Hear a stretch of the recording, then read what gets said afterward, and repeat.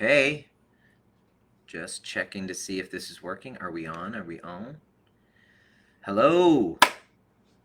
Welcome. Is this working? Give me a thumbs up if you can hear me. I am here again, back in beautiful Banff for another transmission on another controversial topic that I wanted to share, continuing the conversation that began over the last week and a half about signs that you're unconsciously acting from a wound. I want to welcome you back. We've had a bunch of new members in this community. Welcome if you're brand new. I'm glad you're here. Is because you are interested in expanding that space between your stimulus and response. We're talking about understanding the triggers that run your life. And my name is Dr. Nima Rahmany. If you're here and listening for the very first time, welcome again. I really love this conversation because it's a hot topic. We're talking about this, continuing the series of signs that you're unconsciously acting from a wound. And I have a bunch of them up here. I'm here in my, I'm actually here on the way back. We went to Saskatchewan on the way back across the country. Like, this has been the longest road trip I've ever taken, and it's been a lot of fun. And actually, I want to show you where I am currently, if you want to see. I'm in the hotel room. We're here in Banff, Alberta. That's the view from my transmission today. Let me know where you're signing in from, actually, because I'm going to be talking about something pretty spicy. There's a bit of a trigger warning, and been carrying on this conversation about signs you're unconsciously acting from a wound. Now, the first ones that we did, if you want to go back, is fixing others. Number 2, people pleasing. Number 3, codependency. Number 4, needing external validation.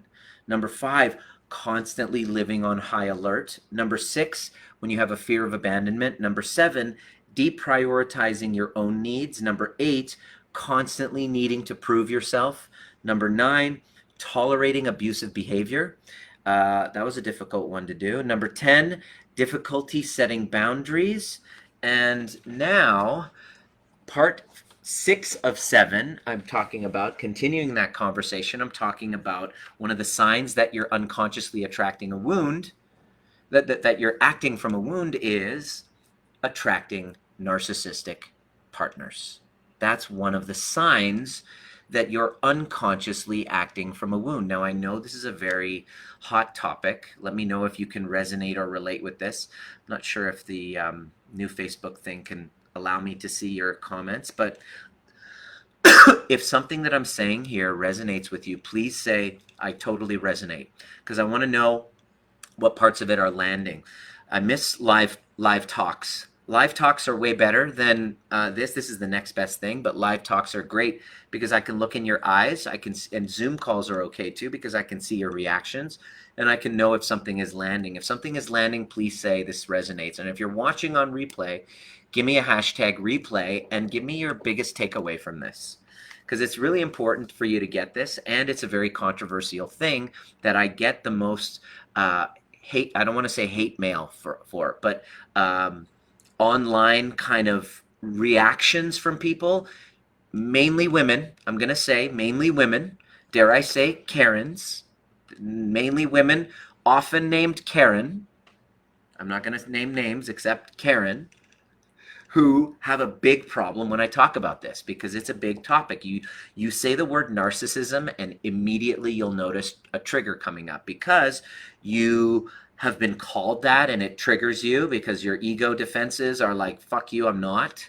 Or you've been dating somebody who displays those traits, and you maybe called them to your friends or to them on 1 or 2 occasions, and so that comes up, and immediately when your reactivity comes up, you know that there's a wound. Okay? One of the signs, I've been saying this, anytime there's reactivity, there's a wound. So if you're triggered by anything that I'm saying, please understand it's coming from a place of a wound. All right? Now, one of the signs that you're acting from a wound is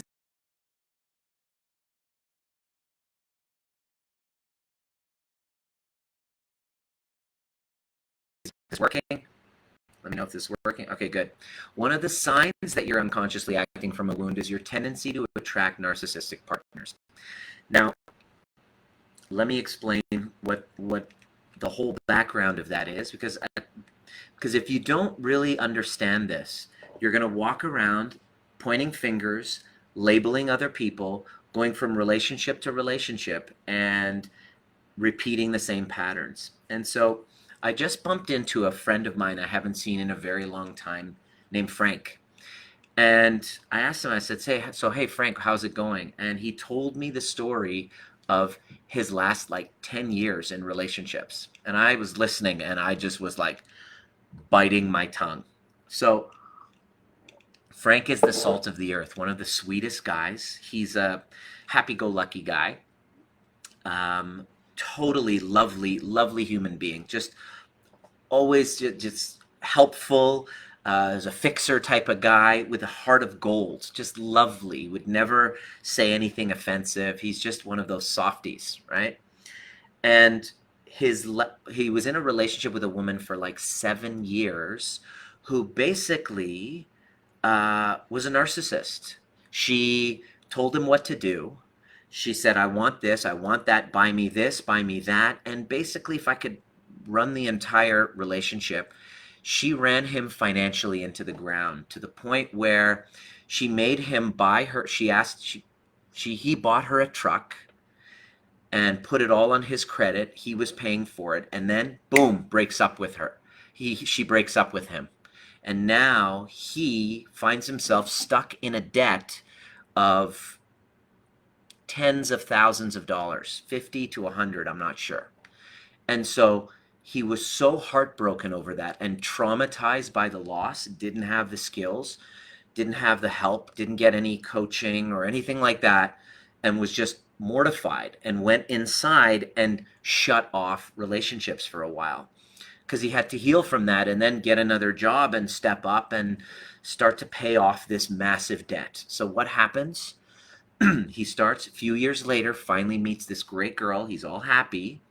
And then lo and behold, 2 months later, what do you think will happen? 6 months later, 1 year later, what do you think happens? What do you think? Well, he now finds himself in a similar situation where she's a narcissist. She's always demanding. It's always about her needs. He's completely forgotten, and gets him into another further $20,000 debt because he was paying for her all this shit. But basically that's, what we would call financial abuse. That's one of the ways. We have different, when the narcissist codependency dynamic is going on, and it's the man who's usually the narcissist, the male who's the narcissist, it's usually a different form of abuse. It happens both ways, either way. Financial abuse. He was basically the victim of financial abuse, and he found this pattern happening, and I caught him at a time where he was between relationships. And he's like, I seem to keep attracting narcissistic women constantly. They all pretty much like completely suck me dry, and not in a good way. I don't mean that in a good way. And leave him just like an empty shell of who he is, because he's basically, and I just look at that and I just, that must be really difficult. But knowing what I know about the dynamic between those two, between that, he's a friend, he's not a client, he's not coming to me for help to solve this, so I can't really tell him what to do. And I don't do that. I never offer advice to people anymore. I don't even offer advice to my clients. I don't say, I'm not giving you advice here.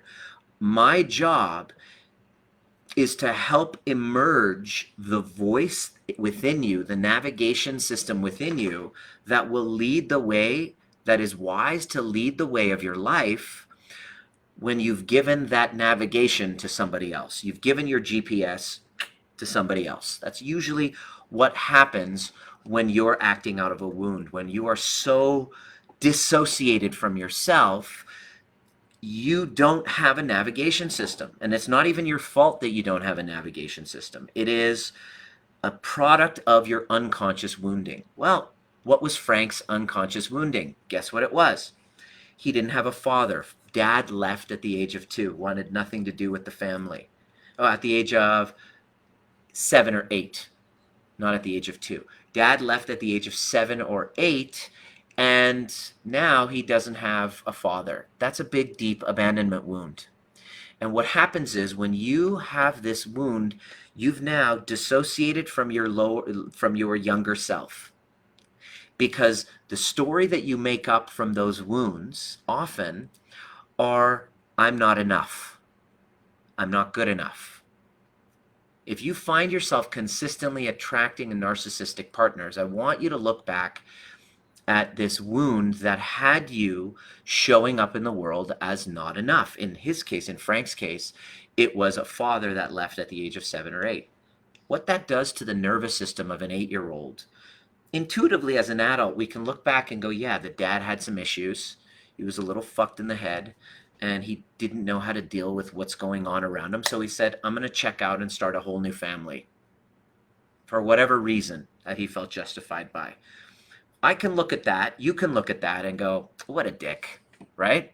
But when it happens to you as you're the child, the story that happens in your body is so, the pain that happens in your body, the rejection, the trauma, the fight or flight or freeze response that happens is so painful that it sends a message up into the brain, and the brain starts to say, I got to make a meaning out of this feeling. Let me know if what I'm saying is resonating with you. And the meaning that you're going to make out of this feeling is that I'm not valuable. I'm not worthy of love.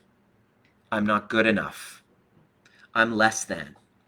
So what happens is that isn't a cognitive process that you can talk your way out of. It's a feeling that lives in your body.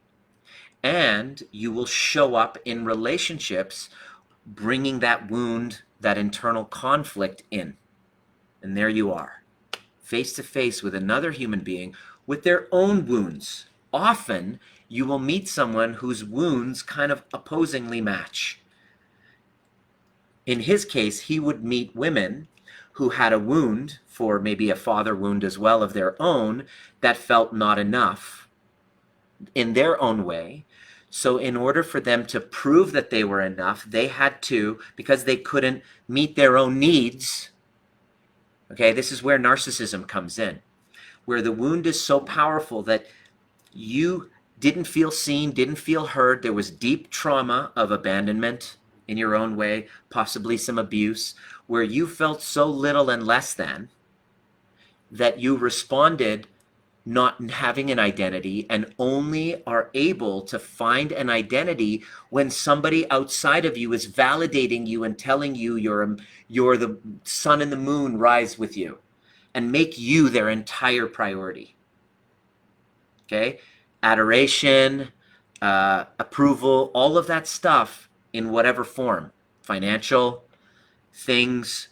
I can't meet my own needs, so I'm going to find somebody who has a weakened and vulnerable soul in their own way. My weak and vulnerable soul is going to perceive that person's weak and vulnerable soul that doesn't have direction of their own because of their own fragmenting from themselves. I'm going to take them on and partner with them because they're going to help me get my needs met. That's the unconscious mind of the covert narcissist. Now the codependent is living in the world of, in the body of, I'm not enough. I'm not worthy of love. This is a wound that they're walking around with. And so here's a person outside who's validating me, telling me all the greatest things, all the amazing romantic things, all the positive things, finally having me, and has just enough of a problem or a weakness that I can actually help them. I can rescue them. I can solve them. I can help them, and thereby creating an identity of power within myself through helping them financially, through helping them emotionally, they usually call this the enabler or the co-alcoholic. Back in the Alcoholics Anonymous days, the codependent, This is the codependent. They used to call it a co-alcoholic because the alcoholic couldn't do what they did without the other person enabling. So the codependent is constantly enabling the narcissist. And the narcissist, usually has a mental issue, a health issue, an emotional issue, all of the above, or has an alcohol issue. And what happens is the codependent develops their identity by helping and solving this person, helping and rescuing and becoming their savior. So that's coming from a wound of unworthiness that's walking in your body. It's there. You can't tell me it's not, because your behavior will tell me what it is. Your behavior is your unconscious mind. It's all locked into your body. And here's why therapy doesn't actually work, because talking about it and knowing, oh, it's because of your father, it's because of the father thing, it's not enough to change the pattern. The pattern is only changed by getting into the body, by going into the shadow, by going into that darkness, by feeling the feelings of that younger wounded part of you, and being the one to see them, being the one to give them what was missing from mom or dad because of their own wounding. And when you do, all of a sudden, you stop looking outside of you. And what happens is, this pattern keeps happening again and again in relationships. And the most common, it's like a script I see now. People DMing me on social media saying the same thing. My husband's a narcissist. He's this, he's this. I was abused for 23 years, 25 years of toxic, narcissistic abuse. I suffered, and oh, poor me, and so I've been putting out content, and man, those Karens are jumping down my throat, because what happens is the perception is that I'm victim blaming. The perception is that I'm blaming the codependent. Please understand, this isn't victim blaming. This is called taking responsibility. This is called healing. In order to heal it, you must first see your part in the dance. And make no mistake, this is a dance that you're involved in. And if you don't see it as the dance that it is and find out where it came from, understand and heal the attachment wounds that it came from, this dance will be repeated with the next partner again and again, like in my friend Frank's case. Poor me victim story coming up again and again and again. Now, how do you turn this around? Well, you first get a couple of concepts. I'm going to help you uncover and change this concept. Let me know if this is resonating for you or if this is pissing you off. If you're new to this group and you're hearing this, me talking this way for the first time, I get it. I trigger a lot of people. I'm telling the truth here, and there's nothing more triggering than the truth. And so you might want to leave this community if this is going to be confronting you, and I would completely understand. Because my only conversation is interested in not to blame who's to blame, because that's the childish part of us that wants to blame the other. It's not me, it's him. See, I'm lovable. I'm here to tell you that both parties are acting unconsciously entangled from a wound. And that wound of abandonment, that wound of not enoughness comes from something that's stuck in the body that you might not even be, well, you might be aware of it here, but you haven't had the changing of the somatic experiencing of it, which is a process. It takes a good couple of years to really master it. This is what this entire community is about. I create trainings for my community to be able to change those patterns of childhood. Because if you don't change those patterns of childhood, your future is already determined for you. Is it fate or is it free will? It's not free will when you're unconsciously, energetically tied to those wounds. There is no free will. It is pretty much predicted. Frank, unless he heals this, his next relationship, he's going to get into another relationship as the codependent, because now he's doubly wounded. But what will happen is it's going to start amplifying. It just starts to get worse. This is what happened with me. It became worse. I would try to heal an even bigger broken bird because I felt so worthless as who I am. I didn't feel deserving of a powerful woman who was emotionally mature to be able to handle her own business, her own emotional business.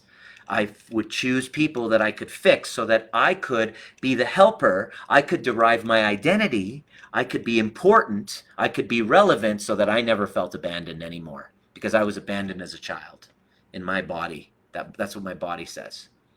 So I would attract that type of patient, client as well. It works the same way when you have codependency and narcissism with your work as well. The same principles apply. It's pretty fascinating. So what happens is he is going to find somebody now with a deeper wound that he can fix. Because here's the thing. By me fixing this other person's wound and enabling them and helping and fixing, I don't have to deal with my own unworthiness. I don't have to deal with my own wounded inner child. I can now focus on this person's and then become important to them. And so what happens is you get into that relationship with someone, and because you don't know who you are, you don't know what your values are, you don't know what's meaningful to you, you've just basically been living for making another person your purpose. You know, in any dynamic, any area of your life you don't empower, you attract somebody to overpower you. So you're this codependent. On the next relationship, the only person naturally that will be catching you is another narcissistic trait. Another person heavy in their narcissistic kind of way of being, and they will be able to easily manipulate somebody. You can easily manipulate somebody who doesn't really know who they are, right? And here's the crazy part. Healing this is first understanding, number one, any area of my, please write this down. Any area of my life that I don't empower, somebody else overpowers. It's just the law of nature. In two people, in a dynamic on a friendship, there's always going to be a dominant and a submissive. Animals do this. It's in nature. So the more codependent and lack of self connection that I have, the more I'm going to be drawn to somebody who has a very strong, powerful sense of self of what they want. And they know what they want, and they have clarity on it. And so that person's going to be like a moth to a flame to that person. The narcissistic and the codependent are like this together. Two codependents don't go well with one another because no one's taking the lead. And two narcissists don't go well. Like somebody who's got a type A, like, you know, type A type personalities don't work well with other type A personalities in relationship, in case you haven't noticed. So basically then what'll happen is you won't have boundaries because of those wounds. You will be fixing and pleasing, and you'll be trying to rescue or enable. And here's what happens. You're playing the savior role because that's where you're going to get your identity. And because you don't have an ability to save them, you're just enabling them, you stunt their growth and hold yourself as the pleaser role, but then here's the problem. You're codependent. You're still dependent on that other person. They run your life. Oh my gosh.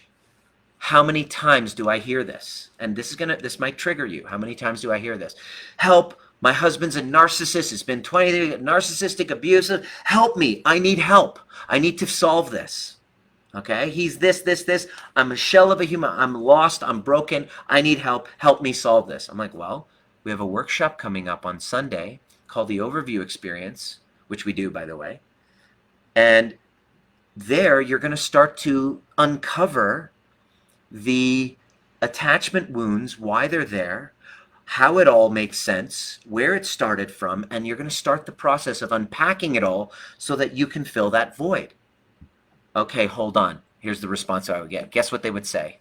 Well, first let me check with my husband.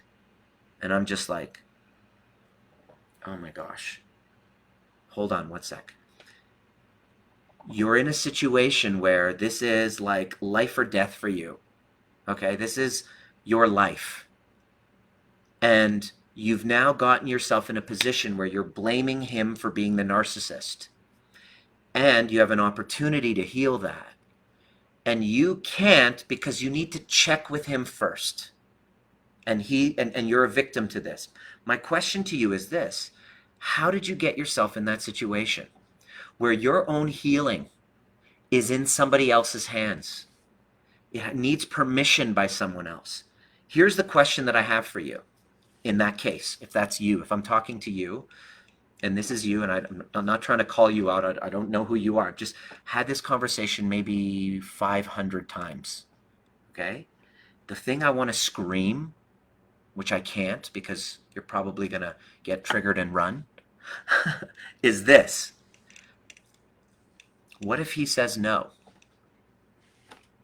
What if your partner says no, you can't do it? What then? And then here's the next question. How did you manage to get yourself in that situation? And how is it his responsibility to get you out? Why would it be? See, why would he want to change a situation that favors him? People don't actively do things to try to remove their power.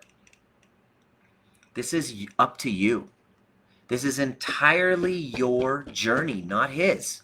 I'm talking to this one specific type of person who keeps messaging me about this same thing, and we get into the same conversation. Okay, there's one, it's only $397. It's affordable. If you're committed, most people have the ability, unless there's huge financial upheaval going on, which is happening a lot right now as well, are able to put together that to get started on the process. Now, I have to check with my husband. Okay, so that's where we begin.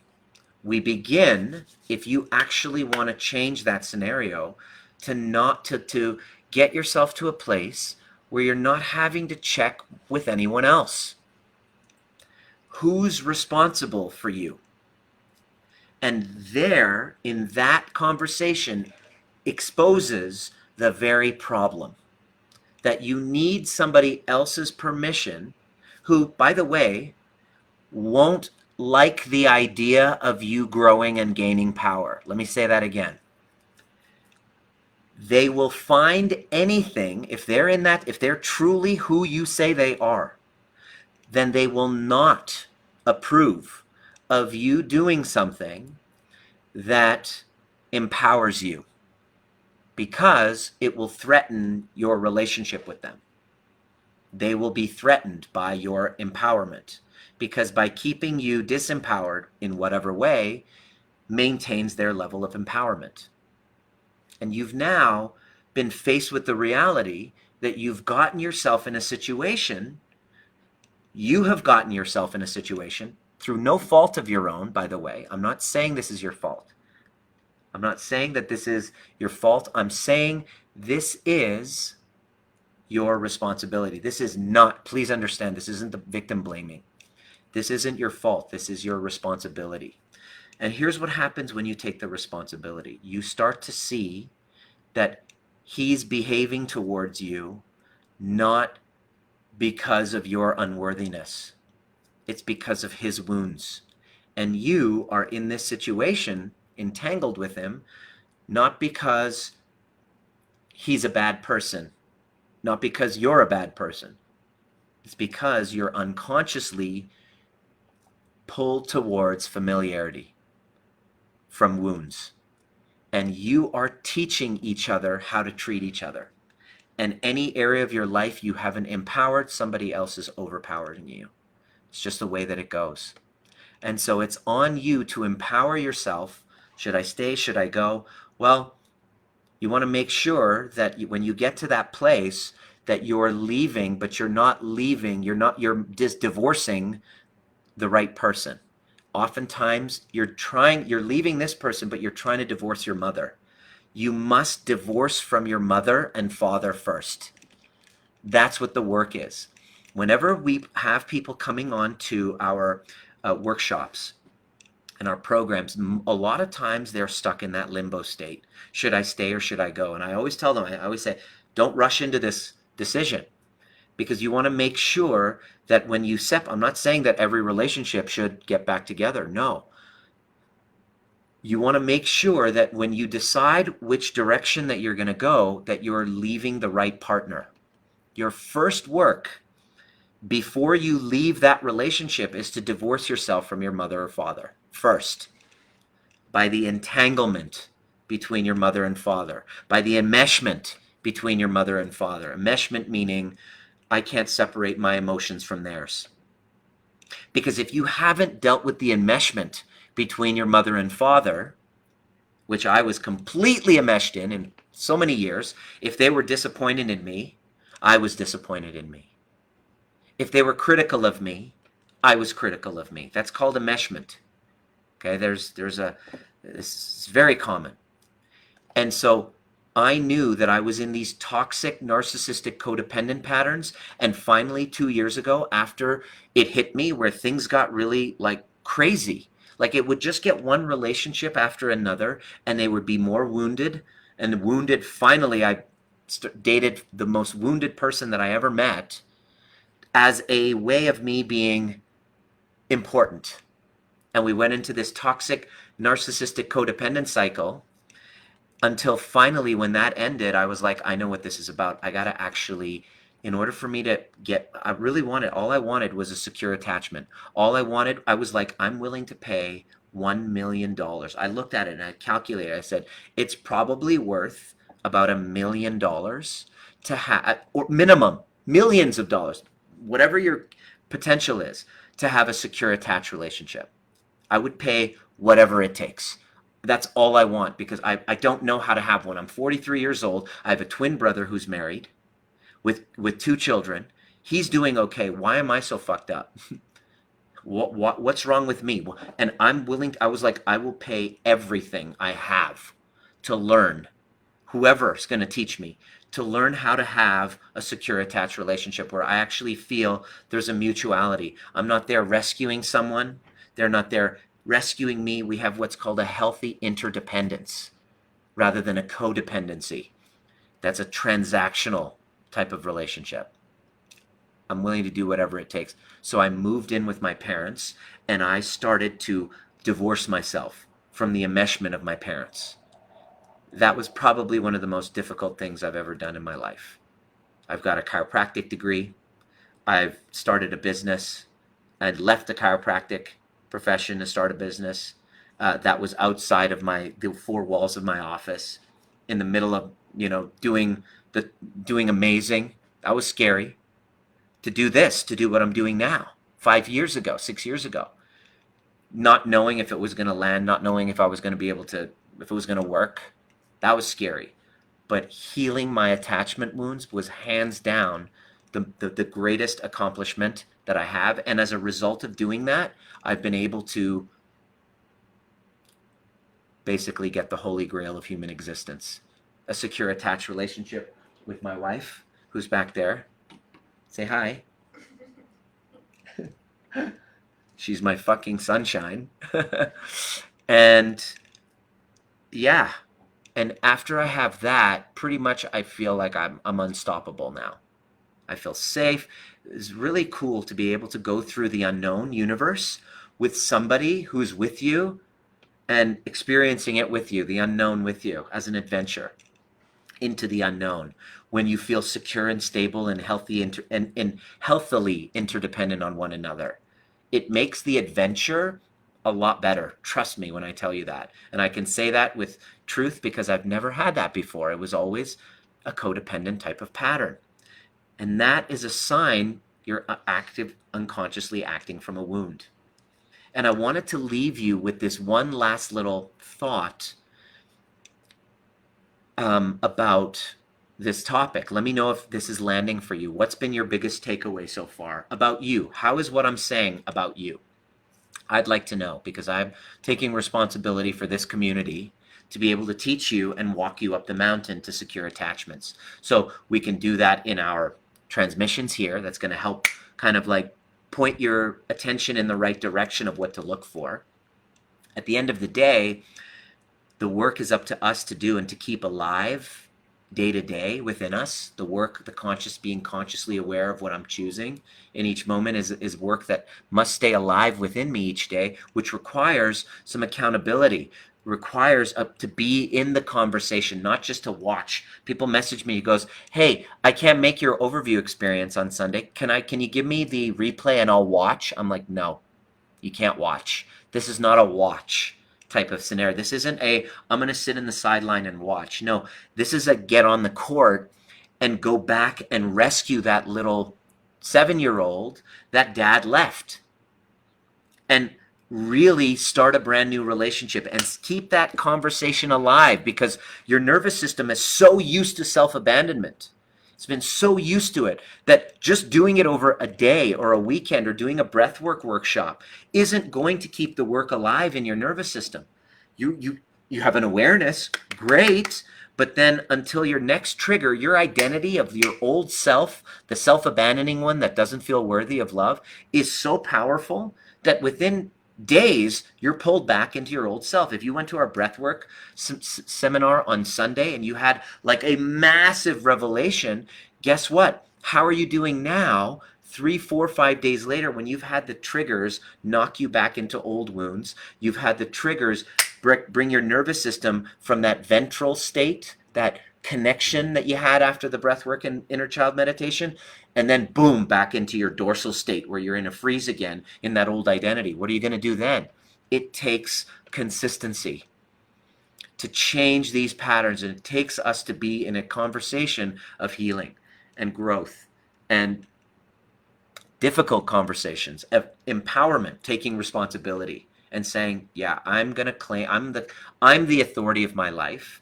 I'm the one responsible. It's not my fault, and it's my responsibility, and I don't need to ask anyone else's permission or approval. I'm going to set a boundary. I'm going to carve out space, a sacred pause for me. Oh my gosh, you're going to have to override the guilt of that. But when people, and here's what happens, what if people say no? What if your partner says, no, I don't want you to? And they go into their wound, or they're feeling, their wounded child comes up and feels unworthy because you're doing that. What then? Are you going to abandon yourself again? Or are you going to empathize with you in understanding why you're doing it and why it's important for the whole family, for the kids especially? Because if you don't get this right, boom, guess what? It passes to the kids. The cycle keeps repeating. It didn't start with you, and it can end with you. It's got to be that important. So I forget the thought that I wanted to leave you with. Oh, here it is. Anytime you are pointing a finger, calling someone a narcissist, what's happening is there's a blind spot for you, because the codependent is a covert narcissist.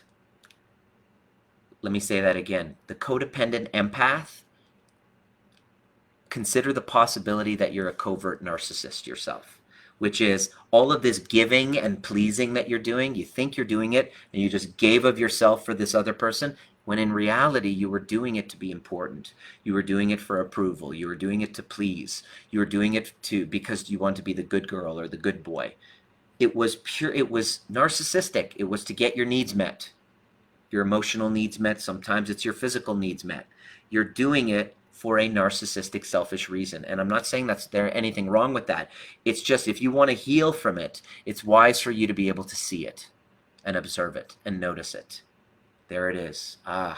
So you can choose your own reality. Otherwise, until you make the unconscious conscious, it will run your life and you'll call it fate. It's important for you to look at it. And it's painful when you look at it. You don't want to admit it. And you're going to say, fuck you, Nima. I get that a lot. My clients tell me that they want to tattoo fuck you, Nima on their wrist in Farsi because the truth hurts. And I'm not the type, I'm a very compassionate type of mentor and guide. But it's peace and love with a little go fuck yourself, because sometimes we need that, don't we? We need somebody who cares enough to go, yeah, you know what? You're full of shit. So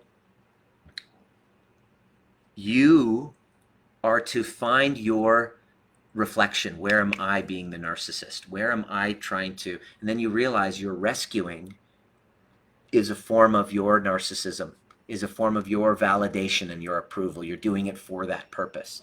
And so the work begins to stop looking outside and stop pointing fingers and stop labeling, because we're all the same. The narcissist is also a codependent towards you. They're a covert codependent. They are so needy of validation that they chose someone who basically will make you the sun and the moon and the stars. That will be their form of validation from their wound. So they're codependent on you for emotional validation, helping, fixing. They need you. You're the helper. So they're completely codependent on you, right? So being able to see your role in this drama triangle, see your role in the dance is critical if you want to heal it. And I invite you, if this is triggering you enough and what I'm saying is bothering you, it means there's a wound there. And this is installment number 6 of 7 of signs you're acting from a wound, is your tendency to attract narcissistic partners. Please note, and it's not your fault. So this isn't victim blaming. It isn't your fault, and it is your responsibility, because if you empower those disempowered areas of your life, you then feel worthy of attracting somebody who's willing to meet you on that level. So I realize I'm not a helper or fixer anymore. I'm actually with a partner who is able to help and fix, and we have a healthy interdependence. It's not completely needless of one another, but aware of what our needs are and are able to communicate them and not be covert about it.